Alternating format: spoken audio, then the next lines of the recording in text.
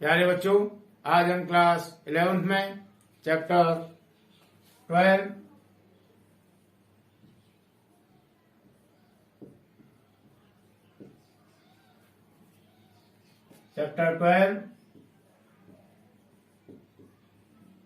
में एक्सरसाइज 12.3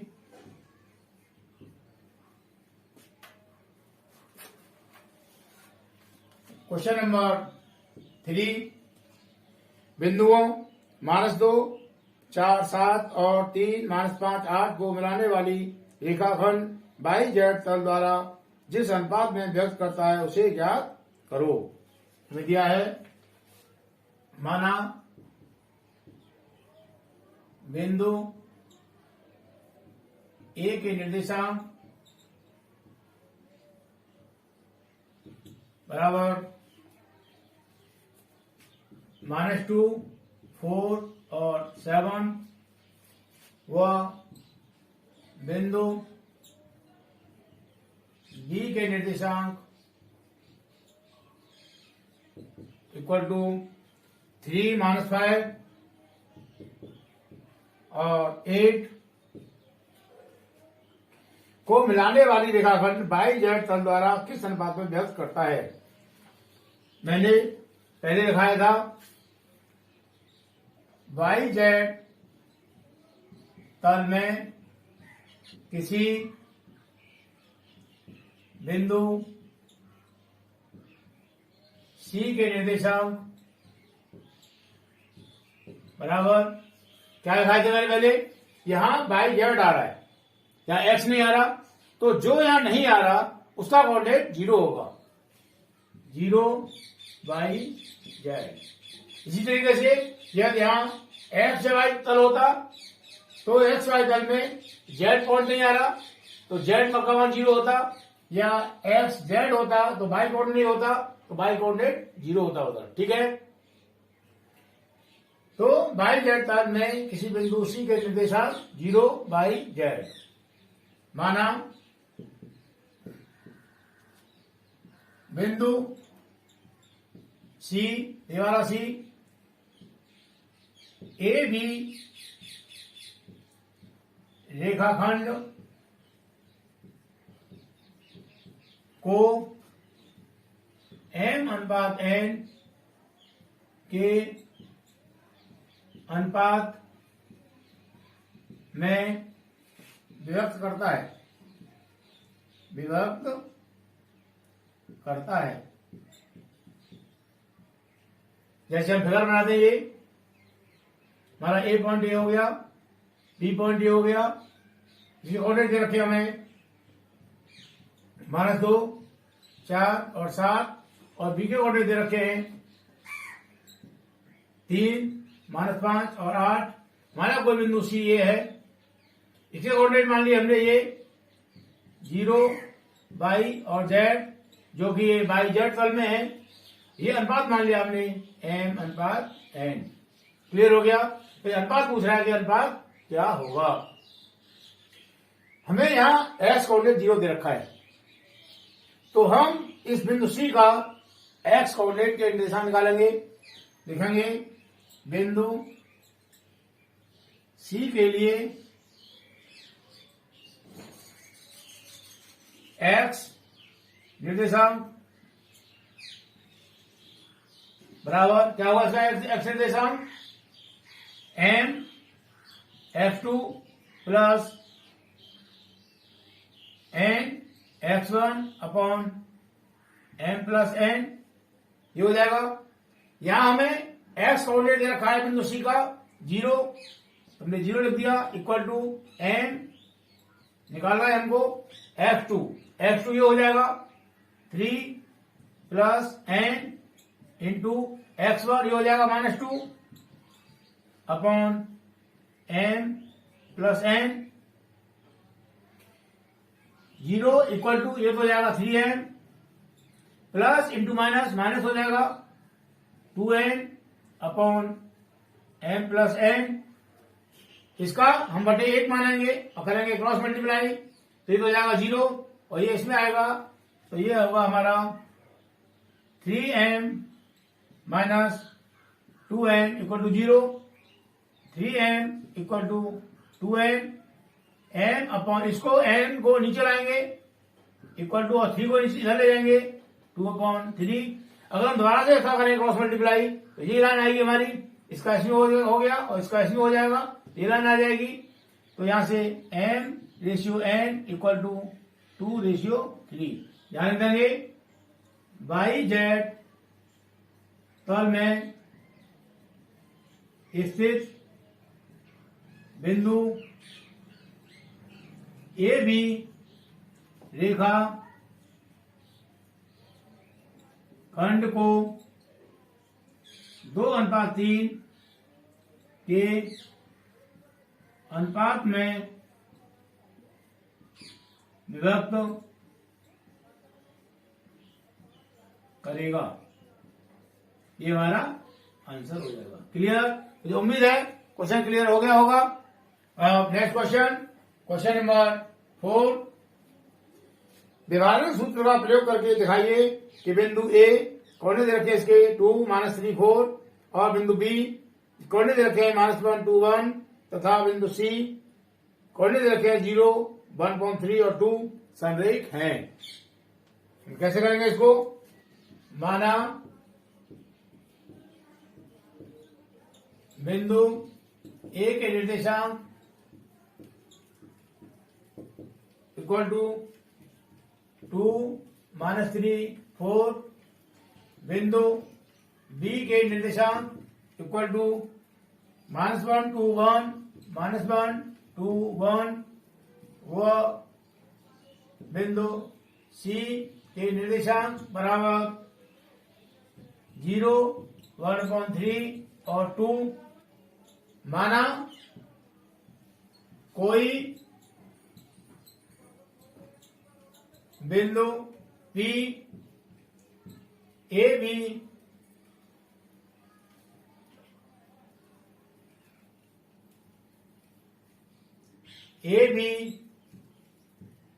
को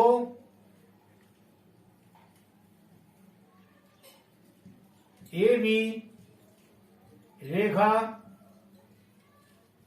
खंड को k/1 के अनुपात में विभक्त करता है। ये बिंदु ए हो गया, ये बिंदु बी हो गया, ये बिंदु सी हो गया। हमने इन तीनों को मिलाया।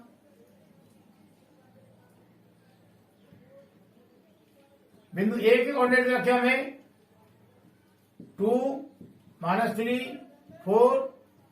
बिंदु बी के कोऑर्डिनेट रखे हैं -1, 2 और 1। और बिंदु सी कोऑर्डिनेट रखे हमें 0, 1.3 और 2। कोई बिंदु पी हमारा माना यहां मान लिया हमने बिंदु दी, और ए बी रेखाखंड को k/1 के अनुपात में व्यक्त कर रहा है। हमको यहां ये हो गया m का मान, ये हो गया n का मान। माना बिंदु P के निर्देशांक इसके मान लिया हमने x, y और z। इस बिंदु के निर्देशांक मान लिया हमने x, y और z। इसीलिए बिंदु P का x निर्देशांक क्या हो जाएगा? n x2 plus n x1 upon n plus n plus x coordinate हमको निकालना ही है इक्वल टू n हमारा k है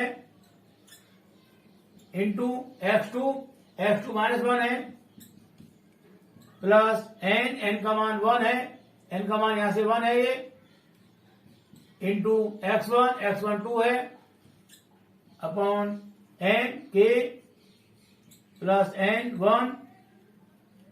तो ये हो गया हमारा माइनस के प्लस इंटू माइनस हो जाएगा, और ये 2 हो गया प्लस का अपॉन k प्लस 1 इसी तरीके से बाई कोऑर्डिनेट निकलेगा बिंदु P का m/2 plus n/1 upon m plus n, y equal to n के है हमारा यहाँ इंटू बाई टू 2 है प्लस n का मान 1 है और बाई 1 -3 है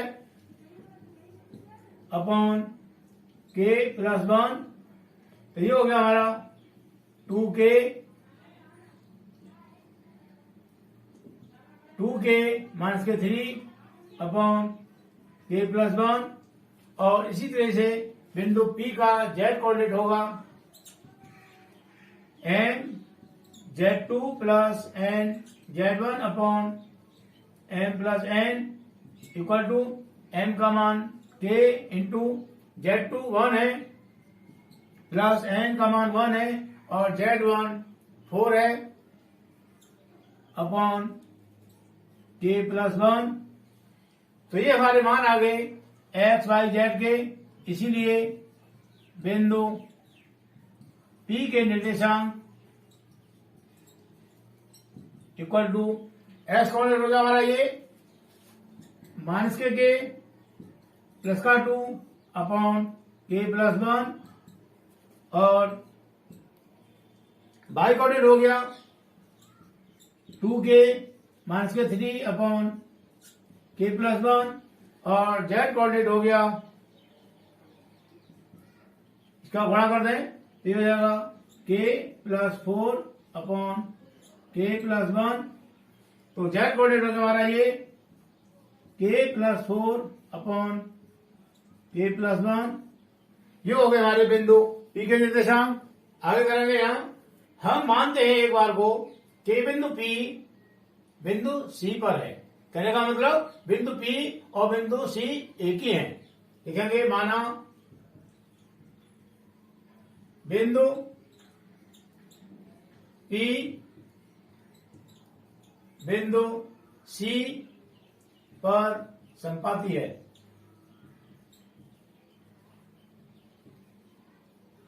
संपाती का मतलब दोनों बिंदु एक ही हैं। जब दोनों बिंदु एक ही होंगे तो क्या होगा, बिंदु P का x कोऑर्डिनेट बिंदु C के x कोऑर्डिनेट बराबर होगा। इसीलिए बिंदु P का x निर्देशांक बराबर होगा बिंदु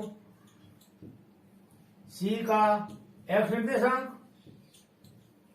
बराबर होगा नहीं होगा, जब दोनों बिंदु एक ही हैं तो x कोऑर्डिनेट x कोऑर्डिनेट बराबर होगा, y कोऑर्डिनेट y कोऑर्डिनेट बराबर होगा और z कोऑर्डिनेट z कोऑर्डिनेट के बराबर होगा यदि ये संपाती हैं तो। अगर संपाती नहीं होंगे तो बराबर मान नहीं आएगा। क्लियर। P का x कोऑर्डिनेट कितना आया हमारा, P का एक ये आया हमारा माइनस के प्लस के 2 अपॉन k प्लस 1 और बिंदु C का x कोऑर्डिनेट कितना है 0 अपॉन 1 मान लिया हमने, किया क्रॉस मल्टीप्लाई तो ये हो जाएगा माइनस के प्लस के 2 इक्वल टू 0 हो जाएगा ये तो माइनस के इक्वल टू हो गया माइनस के 2, माइनस का कट जाएगा देयरफॉर k इक्वल टू 2 आ गया। क्लियर। अब हम निकालेंगे बिंदु C का y कोऑर्डिनेट। इसी प्रकार बिंदु P का y निर्देशांक बराबर होगा बिंदु C का y निर्देशांक। बिंदु P का y कोऑर्डिनेट कितना है, ये है हमारा 2k माइनस के 3 upon k plus 1 equal to बिंदु C का y कोऑर्डिनेट कितना है 1/3। हम करेंगे क्रॉस मल्टीप्लाई तो क्या हो जाएगा 3 ब्रैकेट में 2k माइनस के 3 इक्वल टू 1 का करेंगे तो जाएगा k प्लस 1 ब्रैकेट खोलेंगे तो जाएगा 6k माइनस के 9 equal to k plus 1, k को करेंगे ट्रांसफर तो जाएगा 6k माइनस का k इक्वल टू 1, ये इधर जाएगा माइनस का प्लस हो जाएगा, ये हो गया 5k equal to 10। Therefore k equal to 10/5, 5 पंजा 5, 5 पंजा 10 तो k का मान यहां भी 2 आया हमारा के का मान यहां भी 2 आया, के का मान यहां भी 2 आया। क्लियर। अब निकालेंगे हम बिंदु P और बिंदु C का जेड कोऑर्डिनेट। इसी प्रकार बिंदु P का जेड निर्देशांक बराबर होगा बिंदु C का जेड निर्देशांक, ये दोनों बराबर होंगे। बिंदु P का जेड कोऑर्डिनेट आया हमारा ये k+4 upon k+1 equal to बिंदु C का जेड कोऑर्डिनेट हमारा 2 है अपॉन 1 मान लिया, करेंगे क्रॉस मल्टीप्लाई, हो जाएगा k+4 इक्वल टू 2 ब्रैकेट में k+1, k+4 equal to bracket खोलेंगे तो हो जाएगा 2k+2 k, इसको इधर लाएंगे माइनस का 2k हो जाएगा इक्वल टू 2, इसको इधर ले जाएंगे माइनस का 4 हो जाएगा, माइनस का k इक्वल टू माइनस के 2, माइनस का कट जाएगा k equal to 2। Coordinate x के लिए, y के लिए और z के लिए k का मान बराबर आ रहा है 2। लिखेंगे k का मान x, y और z निर्देशांकों में समान है,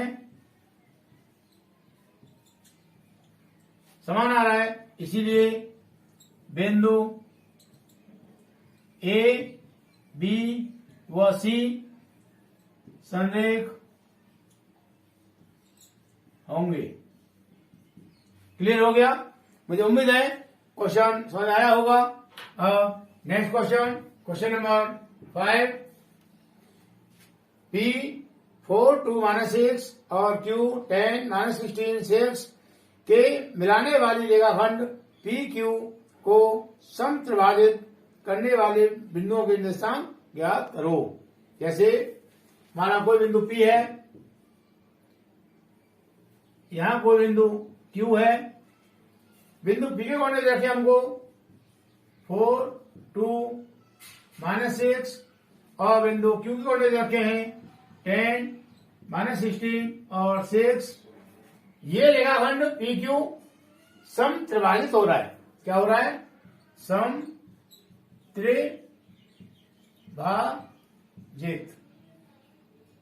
इसका क्या मतलब हुआ? सम मीन्स बराबर,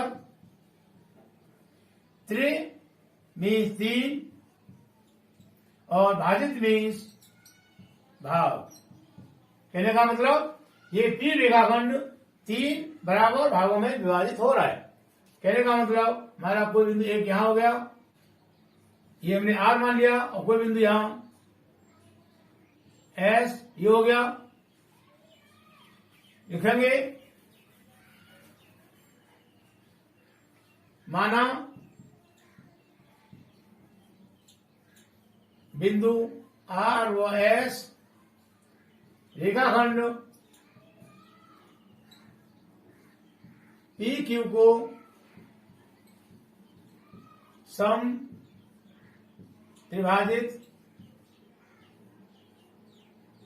करते हैं। मतलब ये बिंदु P के रेखाखंड को समान 3 भाग बांटते हैं, एक भाग ये हो गया, एक भाग ये हो गया और एक भाग ये हो गया, तीनों भाग बराबर होंगे। इसीलिए PR equal to RS equal to SQ होगा, तीनों बराबर होंगे। माना PR इक्वल टू RS बराबर SQ इक्वल टू हमने 1 मान लिया, ये 1 है, ये 1 है, ये 1 है। अब लिखेंगे बिंदु R के लिए, पहले हम बिंदु इसको ले रहे हैं, बिंदु R के लिए माना बिंदु R के निर्देशांक बराबर x y z। माना बिंदु R के निर्देशांक x y z, हमने इसके कोऑर्डिनेट मान लिए एक्स वाई और जेड, हम इसका फिगर द्वारा बना रहे हैं। ये हो गया पी क्यू, ये वाला बिंदु हो गया आर, जिसके निर्देशांक हमने मान लिए एक्स वाई जेड। तो यहां से लेके यहां तक ये अनुपात, ये दूरी और ये दूरी, इन दोनों में क्या अनुपात होगा? एक ये है, एक ये है, एक ये है। हम यहां से लेके यहां तक पूरा निकालें तो 1 + 1 2 हो जाएगा। तो यहां से लेके यहां तक 2 हो गया ये, और ये हमारा 1 हमने मान लिया यहां से, ये 1 है। तो कहने का मतलब हो गया हमारा पी एम अनुपात एन इक्वल टू रेशियो 2, ये आ गया। वह एम अनुपात एन इक्वल टू 1:2, ये भी मान लिया। बिंदु आर क्योंकि रेखाखंड को 1:2 में विभाजित कर रहा है, हम लिखेंगे। इसीलिए बिंदु आर का एक्स निर्देशांक क्या होगा? M x2 plus N x1 upon m plus n equal to m हो गया हमारा 1 इंटू x2 हो जाएगा ये हमारा 10 प्लस n का मान 2 है इंटू x1 हो जाएगा 4 अपॉन 1 + 2 इक्वल टू ये हो गया 10 प्लस 2 हो जाए 8 अपॉन 1 + 2 3 इक्वल टू 18 अपॉन 3 बन जाए 3 और 3 से जाए 18 इक्वल टू 6। तो हमारा बिंदु आर का एक्स कोऑर्डिनेट आया हमारा 6। इसी प्रकार बिंदु आर का वाई निर्देशांक, वाई कोऑर्डिनेट, ये क्या होगा? m/2 plus n/1 upon m plus n, m 1 है इंटू (2) -16 हो जाएगा, प्लस n 2 है इंटू (1) 2 हो जाएगा upon 1 + 2 equal to plus into minus हो जाएगा 16 2 2 जा 4 upon 3 equal to -16 plus 4 minus के 12 अपॉन 3 बन जाए 3 4 जा 12, ये हो गया माइनस के 4। इस तरह से बिंदु आर का वाई कोऑर्डिनेट हो गया हमारा माइनस के 4। अब निकालेंगे बिंदु आर का जेड निर्देशांक equal to mz2 plus nz1 upon m plus n, m का मान 1 है, z2 हो जाएगा हमारा 6 प्लस n2 है इंटू z1 हो जाएगा -6 अपॉन 1 + 2 6 बन जाए 6 प्लस इंटू माइनस हो जाएगा माइनस के 12 अपॉन 3 इक्वल टू -6 अपॉन 3 बन जाए 3 2 जा 6, ये हो गया माइनस के 2। इसलिए बिंदु आर के निर्देशांक इक्वल टू एक्स मान आया हमारा ये 6, वाई का मान आया माइनस के 4 और जेड का मान आया माइनस के 2। ये हो गया हमारा 6 -4 और -2। आगे बिंदु आर और एस पी क्यू रेखाखंड को बराबर 3 भागों में बांट रहे हैं। कहने का मतलब ये भाग तीनों बराबर है। लिखेंगे प्रश्नानुसार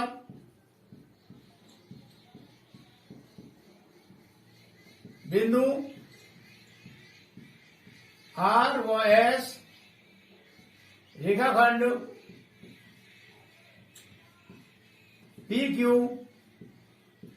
को समत्रिभाजित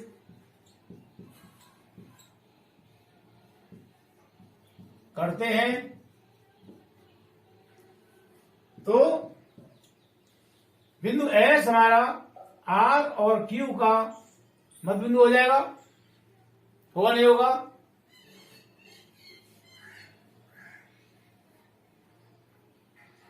इसीलिए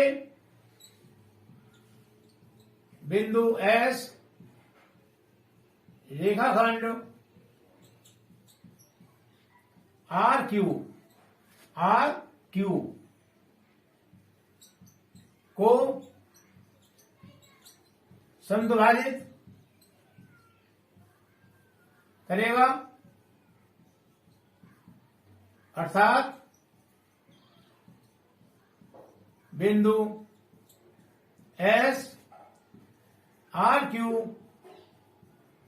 रेखा खंड का मध्य बिंदु होगा।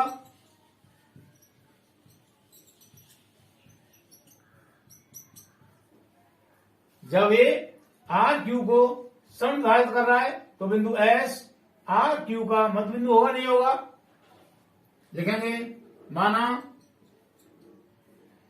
बिंदु एस के निर्देशांक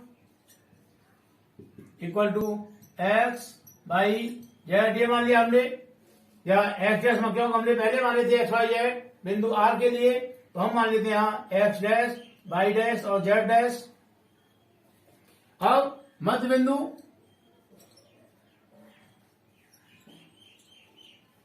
एस के निर्देशांक क्या हो जाएगा? ये एक्स एक्स कोऑर्डिनेट क्या होगा? एक्स एक्स कोऑर्डिनेट हो जाएगा हमारा एक्स। इसके लिए हम ये फिगर बना लेते हैं, बिंदु आर ये हो गया, बिंदु क्यू ये हो गया और बिंदु एस ये हो जाएगा हमारा। इसके कोऑर्डिनेट हमने मान लिए x1, y1 और z1, और इसके कोऑर्डिनेट मान लिए हमने x2, y2 और z2।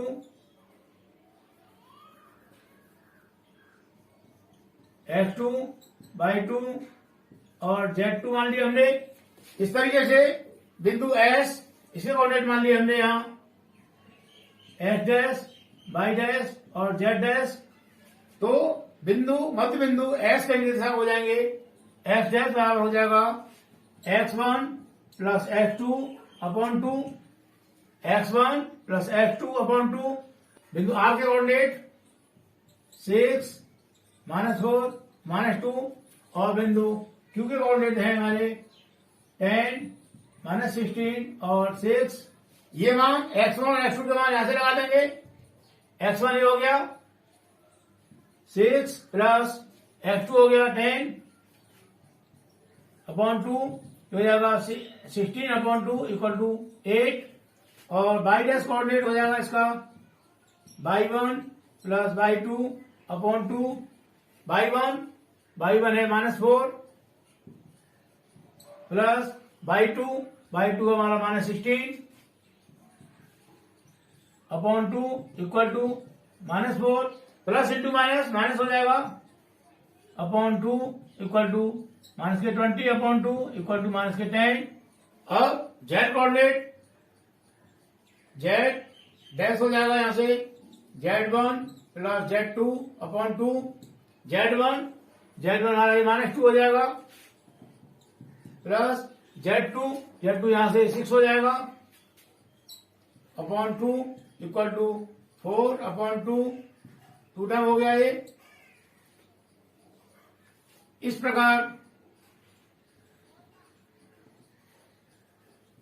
प्रकार बिंदु S के निर्देशांक ये हो गए हमारे एक्स कोऑर्डिनेट आया हमारा x डैश 8 और y डैश कोऑर्डिनेट आया -10 और z डैश हो गया 2। इसलिए पी क्यू रेखा खंड को समत्रिभाजित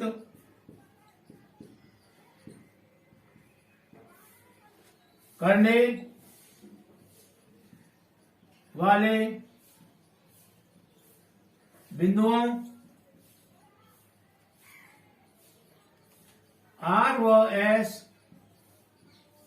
के निर्देशांक बराबर बिंदु R के हो गए 6 -4 -2 व बिंदु S के हो गए हमारे ये